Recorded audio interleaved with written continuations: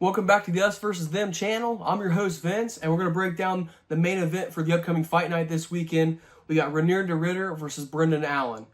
Before we get into that breakdown, just want to say thank you guys for the subscribers. We reached our first milestone of 50, and we're really excited about that.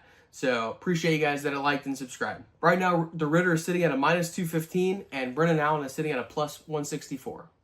Reinier is huge for this division. What is his frame? He is 6'4", and he does really use his frame really well, whether it's his striking or his grappling. He has a really long reach, and he uses that reach when he's in the striking. He likes to send a lot of push kicks up the middle, to kind of, work the range, and obviously he's pumping out the jab out there too. He throws the jab a lot of times, and guys are rushing in. They just rush in and just puts something in front of him and hits him with a jab, and he extends his combos really well. So he's okay to fight in close range because he doesn't mind the takedown at all. Obviously, Reinier, his grappling is really, really high level, and we'll get into that here in a minute.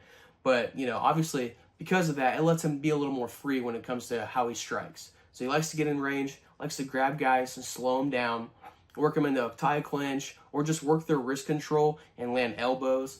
He's really dirty in the short range, and that's something that you're going to have to look out for in this fight because I think Brendan Allen's definitely going to bring the fight to him. Like I said, the Ritter is known for his grappling skills, but he really has improved in his striking, especially since he's been in the UFC. You go back to his first fight against Gerald Meerschaert. In that fight, you can see that Meerschaert had a game plan to outstrike him, and the game plan was actually going well for him for the most part.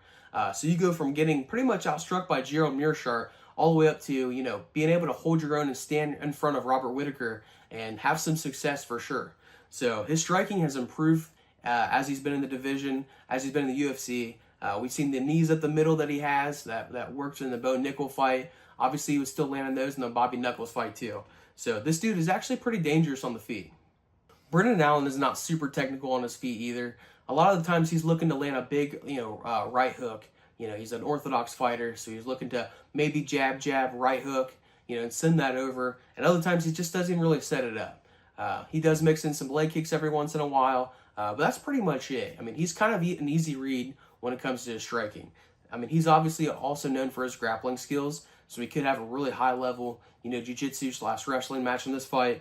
But obviously, every fight starts on the feet, so we got to break down how the striking goes too. The one thing I can say about both these guys is they're not very defensively sound.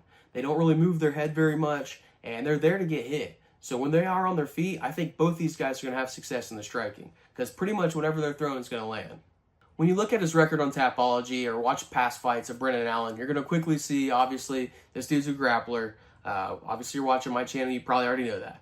But the one thing that kind of separates himself from other grapplers, maybe in this division, is his top pressure. He has really good top pressure and kind of leans in to use his shoulder to pressure against people's faces so he can advance position. If he's not doing that, he's looking to soften people up with ground and pound, and he's really not looking to land the pitter-patter ground and pound shots. He's looking for big ground and pound shots to actually soften dudes up and make them move their body. Because when they're moving their body, it makes them have a scramble, and he is really proficient with the scrambling. It's kind of a double-edged sword with that, though, because, we have seen, for instance, in the Fluffy Hernandez fight, he was trying to implement that style of fighting against Fluffy, but Fluffy just does it better. So he can float between positions really nicely, and that was kind of the downfall for Brendan Allen.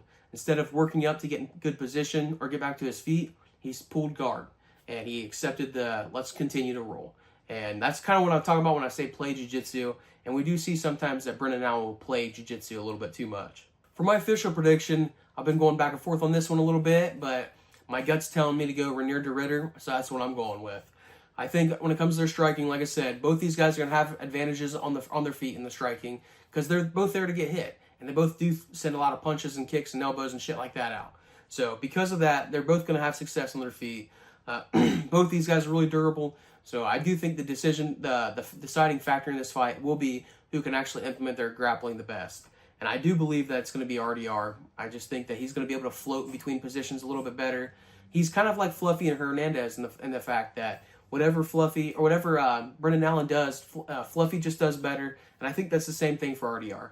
Everything he does, he just does a little bit better. So I see us going to the distance on this one, just because both these guys are really tough and durable. The only way I see a finish happening is if RDR does find a submission, but that's really, really, a big if. That's a tall task for sure. So for my official prediction, I'm going to go RDR by decision. That's all I got for you guys in this breakdown. Stop by for the next fight. We're breaking down the co-main event for the upcoming fights this weekend. We got Kevin Holland versus Mike Malott. It's going to be a good fight, and I can't wait to bring that to you guys. But that's all I got for you guys today. I'm out of here.